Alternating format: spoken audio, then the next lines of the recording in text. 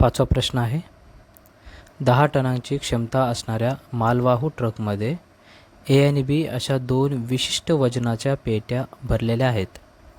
जर ए प्रकारच्या 150 पेट्या व बी प्रकारच्या 100 पेट्या भरल्या तर ट्रकची 10 टनांची क्षमता पूर्ण होते. जर ए प्रकारच्या 260 पेट्या भरल्या तर तो ट्रक त्याच्या 10 टनांच्या पूर्ण क्षमतेने भरण्यास बी प्रकारच्या 40 पेट्या लागतात. तर प्रत्येक प्रकारच्या पेटीचे वजन किती? इथे या प्रश्नामध्ये इथे दोन प्रकारच्या पेट्या आहेत, ए प्रकारची पेटी आणि बी प्रकारच्या पेटी. आणि मालवाहू ट्रक आहे, त्या ट्रकचं क्षमता आहे 10 टन. आपल्याला माहीत आहे 1 टन म्हणजे 1000 किलो. 1 टन म्हणजे 1000 किलो. मग 10 टन म्हणजे इथं क्षमता 10 टनांची आहे, म्हणजेच 10 टन म्हणजे 10,000 किलो. आता आपण मानूया ए प्रकारच्या एका पेटीचं वजन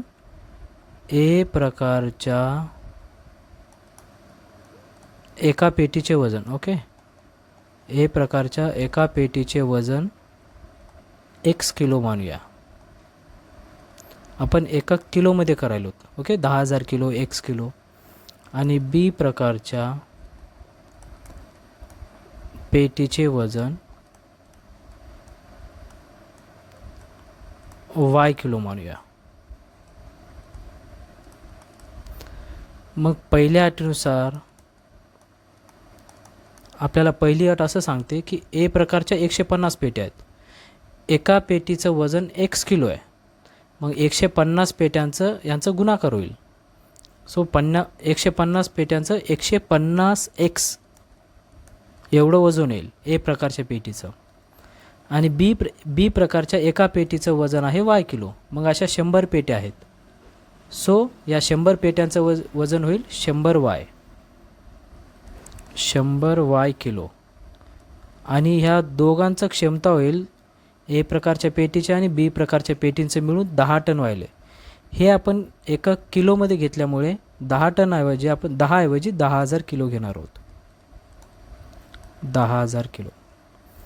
सो पहिल्या अटीनुसार असे मिळालेले हे आहे 150 प्रकारच्या ए पेटींचं वजन, हे आहे बी प्रकारच्या 100 पेटींचे वजन, आणि ह्या दोघांचं मिळून 10,000 किलो म्हणजेच 10 टन क्षमता.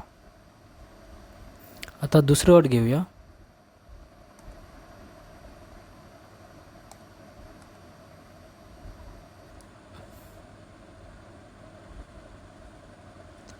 दुसरी अट अशी आहे, दुसऱ्या अटीनुसार आता दुसऱ्या अटीमध्ये आहे ए प्रकारच्या 260 पेट्या घेतलेल्या आहेत. म्हणजेच ए प्रकारच्या एका पेटीचं वजन x किलो आहे. मग हे 260 पेट्या आहेत, म्हणजेच 260 गुणिले x एवढं वजन होईल. 260x एवढं ए प्रकारच्या पेट्यांचं वजन होईल. आणि तेवढंच 10 टनांचं क्षमता पूर्ण करण्यासाठी बी प्रकारच्या किती पेट्या लागायलेत? 40 पेट्या. मग ह्या 40 पेट्यांचं वजन होईल 40y.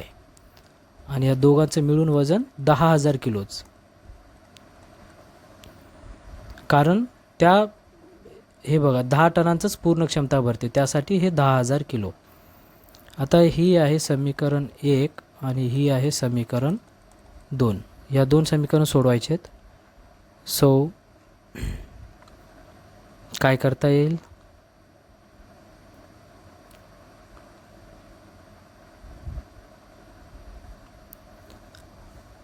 मी समीकरण 1ला 25ने भागाकार करेन आणि समीकरण 2ला 40ने करेन.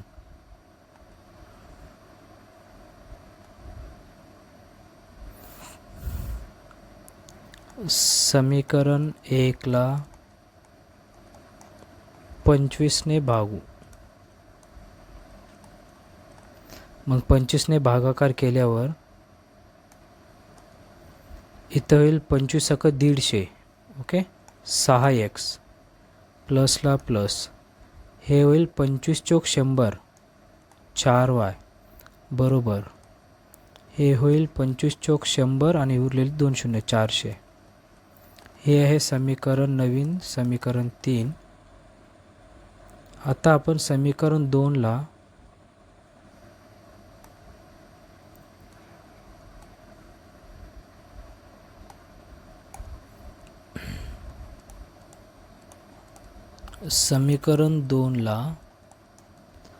हे आहे समीकरण 2. मग ह्या समीकरण 2ला आपण 4 सकम 24 40ने भागाकार करू. कितीने जाईल?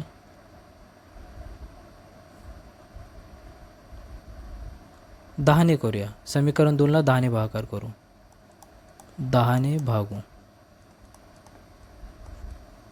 मग ही आहे समीकरण 2. याला 10ने भागाकार केल्यावर 0 कट होईल, 26x राहील, प्लस 40ला 10ने भागाकार केल्यावर 10 चौक 40 4 येईल, बरोबर याला 10ने भागाकार केले 0 कट होईल, इथं 1000 राहील.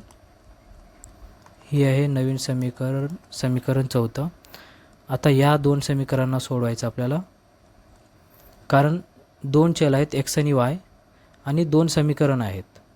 आणि इथे बघा, इथेही 4y आहे आणि इथेही 4y आहे आणि दोन्हीही समान पदे आहेत, चिन्हही समान आहे. सो आपण समीकरण 3 आणि 4ची वजाबाकी करू की हे आपल्याला 4y आणि 4y कटेल.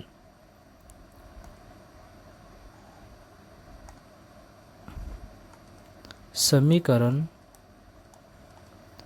3 व 4 ची वजाबाकी करू.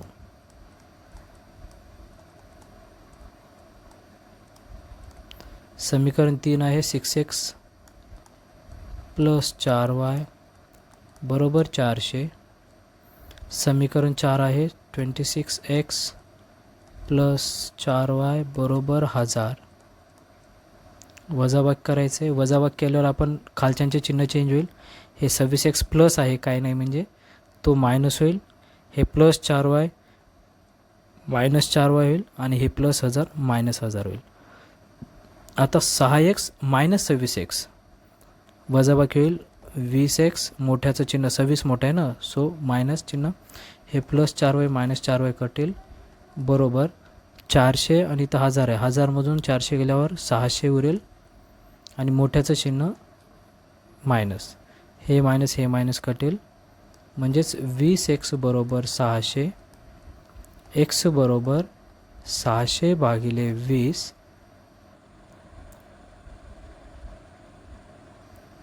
20ने भागाकार होतो, 20 × 21 20 × 3 = 60 30, x बरोबर 30 येईल. आता ही जी x ची किंमत आहे आपण कोणत्याही एका समीकरणात ठेवू, लहान समीकरणात, की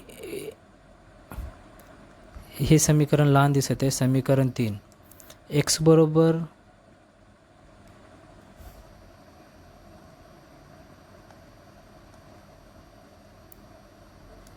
x बरोबर 30 ही किंमत समीकरण 3 मध्ये ठेवू. समीकरण 3 मध्ये ठेवू.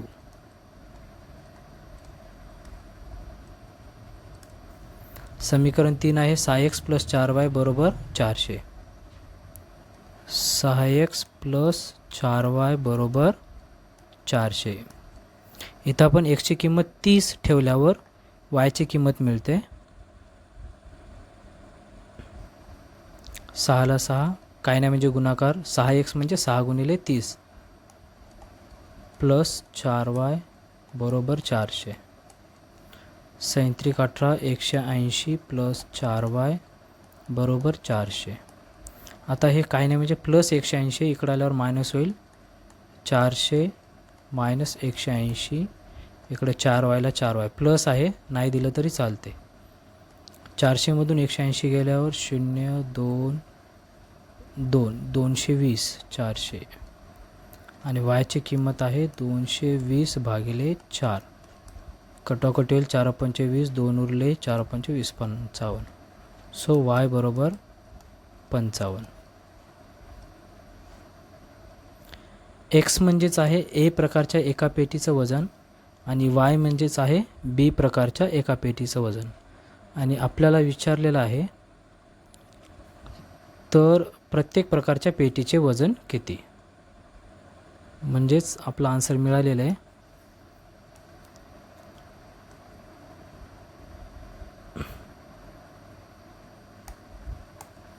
म्हणून ए प्रकारच्या एका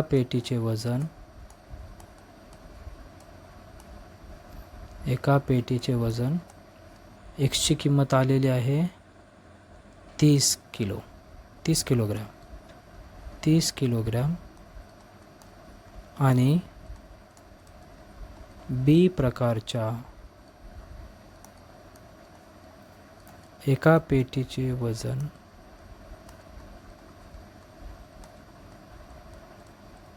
वाय म्हणजेच 55 किलोग्राम.